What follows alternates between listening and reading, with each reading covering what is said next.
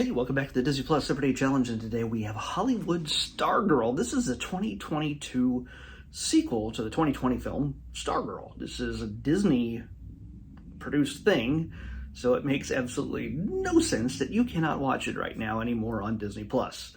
I could be wrong. By the time this airs, I've been filming this while it's still available on Disney Plus. I just watched it on Disney Plus. And it might be gone. It's scheduled to be gone along with the original, to be removed from Disney Plus for whatever reason. Yeah, there are reasons, probably financial, whatever. All those details I'm not going to go into. It's a choice that, along with 40 or so other films, specials, documentaries, blah, whatever, series, all these things are being torn away from Disney Plus. For now, forever, don't know. But I figured, you know what, I'm going to watch these. And I've been cramming these all in as quickly as possible before the deadline. And as I'm filming this right now, it is May 25th. May 25th. And yeah. So I've done this well in advance of what you're seeing now. So yeah, you might be able to go, oh, this sounds like maybe this is a good film that I'm about to talk about. You can't watch it on Disney Plus unless they change their mind. They have changed their mind with a few other things. I've gone through this with each of the last few episodes, and I'll go through it for the next few episodes. But for now, let's talk about Hollywood Stargirl. This stars Grace VanderWaal. You might know her from when she was 12 on America's Got Talent. She played a ukulele and sang with a voice many years more mature than her tiny frame would imply. She was a big deal on America's Got Talent. Even I knew about her, and I don't watch America's Got Talent. She became somewhat of a viral sensation, just showing up and everybody, oh, look at this girl on Facebook, or whatever thing. She'd show up on social media. She would suddenly blow people away because she's a talented woman. So, or a star girl. She's a talented Stargirl. Her name is not Stargirl in real life. It's Grace VanderWaal. But she plays a girl called Stargirl. That's literally her name. Her mom is not a hippie as far as I can tell, but she lives for some time in California. She's played by Judy Greer, which you would know from a billion different things. But you might not remember her name because she does that commercial now where I can't think of the name, what the commercial was, but I can remember, I know who she is when I see her. But she was Cassie's mom in the Ant-Man films. She was in the last bunch of Planet of the Apes as, I think, the mom of Caesar, the ape, the main ape. She's on Archer. She's the crazy one. I was putting it lightly. But she's all over the place. But she is. She's got a really stacked resume because she just works. And she's always funny. She has drama too, but she's always funny when she wants to be. But so yeah, this is where the last one took place, I think, somewhere in a high school in New Mexico, where she was just this ethereal spirit, in a sense, a free-spirited girl, as they say, who just happened to walk into this average boy's life and change it. And she's Stargirl is seen as I'm going to fix this for a second. Hopefully won't destroy the sound of this entire thing. Yeah, okay. My microphone is slipping, and it's still slipping again. Isn't that great? Let's start over. No, not going to. Anyway, I don't know if this changed makes a difference. So in the original film, and I'm not going to spoil too much details about that in case you haven't seen it and can't watch it now. By the way, if you can't watch it on Disney Plus, unless they change their mind, because like I said, they have changed their mind in a number of different things that people have told them about. They've said, no, don't you dare take this away. Like the Howard documentary and a few Marvel-related things and stuff like that. Disney takes stuff away from Disney Plus on a regular basis due to contractual reasons and everything else. Like the first two X-Men movies are not available on Disney Plus anymore for now. They'll be back next year, but for now they're not available here. You can watch them on Stars, so watch them on Stars if you want to. I'm not playing favorites here. I just happened to do this Disney Plus thing because I was able to start it from the beginning on a whim and said, okay, I'm still going to do it 1,300 episodes later and beyond. Yeah, I'm going to keep trying. So in the original film, Stargirl just shows up. She's colorful, she's kind, she's sweet, she's thoughtful. She plays a ukulele just like Grace Vanderwaal and sings like an angel, and everybody is sort of transfixed with her or bothered by her in a sense because they're not used to such things.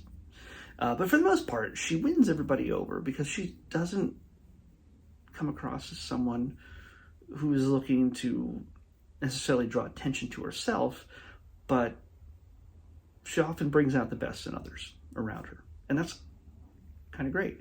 While the first film, yes, it was called Stargirl, and it mainly was a story of this boy who encountered Stargirl. This sequel, has Stargirl and her mom having moved away or moving away from the place they were just at, as they seem to do every so often, as Stargirl pretty much complains at the very beginning to her mom that she has never gotten a chance to make friends for a very long time. This film is about Stargirl and her struggles and just sort of making roots, making friends, just sort of living a life that isn't uprooted every few months or years. And in this case, it seems like it's every few months. And you're going to see a difference. It's only been 2 years, by the way, between these two films, 2020 and 2022. And she has grown up. She's like twice her height now. And she cut her hair. She looks so much more mature. And but she's still a kid. And she has normal teenager things going on in her life, except she does not have a phone. Certainly not a smartphone, not even a flip phone. So she is not caught up. And I'm looking at her, I'm just like, is this just a girl who, like, there's scenes of her just sitting on the edge of a fountain, staring off into space, strumming a ukulele. And I'm just like, that's not a real thing. There's nobody on this planet who does that these days. There's bored kids, but are they? They're on their phone. They're just. And I'd show you on my phone if my phone wasn't filming this. Irony, is it? Not really. So you get this girl. She's now moved to L.A. Mom has got a job working in the movies.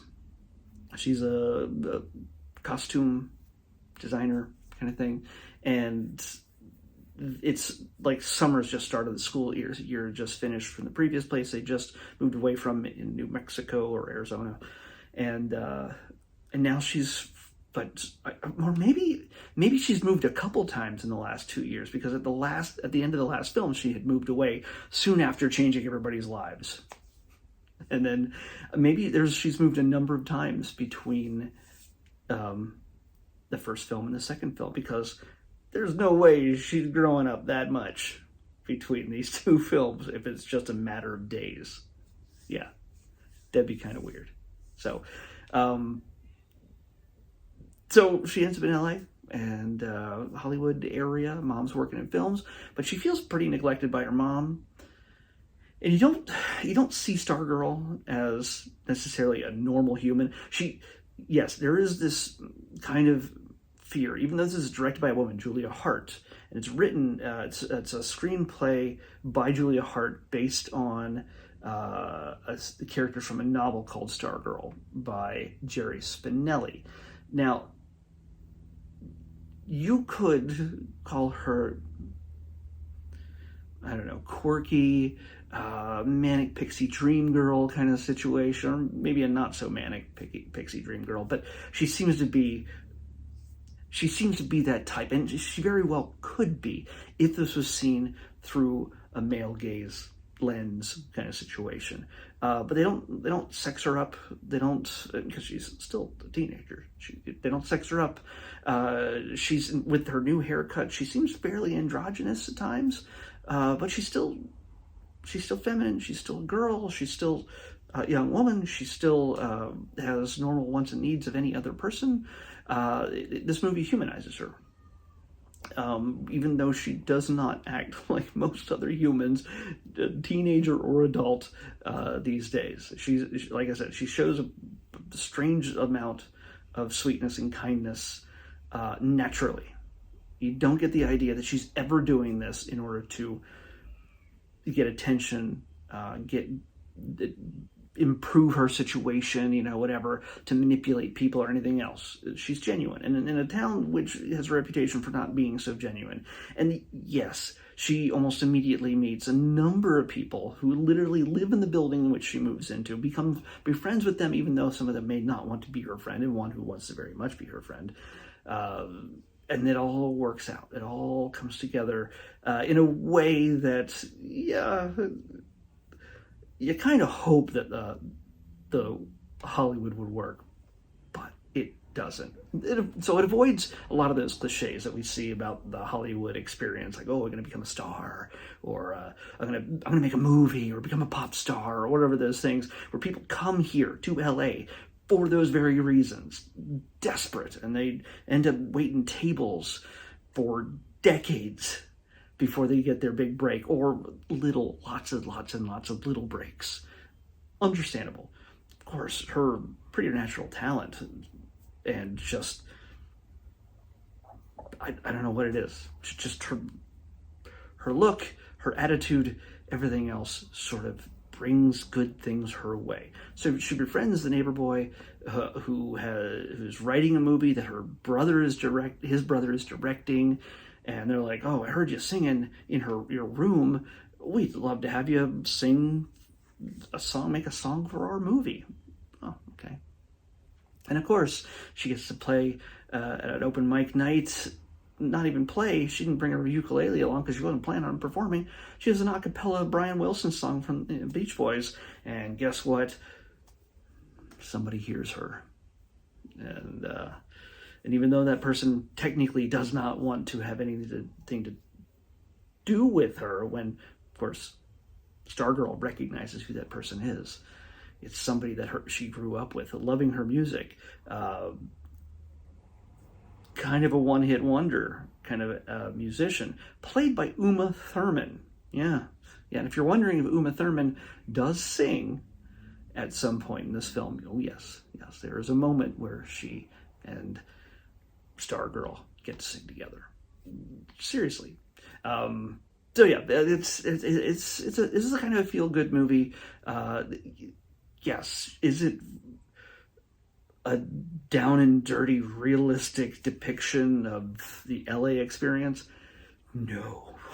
The Hollywood experience? No. But you can set that aside. You can absolutely set that aside and just feel good for these kids. Feel good for the experiences, the connections. And that's what these Stargirl films are about. It's people making genuine connections and seeing that it's possible, or it's something to emulate. And Stargirl, Grace VanderWaal, has this ability. She was a kid playing ukulele on America's Got Talent, and now she's a touring musician. I haven't heard anything that she's done. She's done music videos. I haven't seen it, like, there's no like stadium tours or anything else. She's not Billie Eilish in that sense, and I don't know if she wants to be. I don't know. And again, Grace and Stargirl are not the same person. Absolutely not. It's not to be expected. But I imagine she's gone through a bit of the grinder herself. Maybe not. Maybe not. And good for her if she has not had to. But hopefully she's been treated well and she's done everything she needs to do. I would love to see her perform live at some point, because I think she's incredibly talented. And she's matured a lot since being a 12-year-old on America's Got Talent, and I imagine her music has as well. And if she suddenly disappeared off the face of the earth, kind of like Uma Thurman's character in this one, Roxanne, plays a fictional pop star that kind of disappeared after becoming big. If she had ever went the direction of Roxanne, she'd have a lot to be proud of. What am I doing? I'm trying to predict this talented singer's career? No, not at all. I should not be. This is, no. I say, you know what?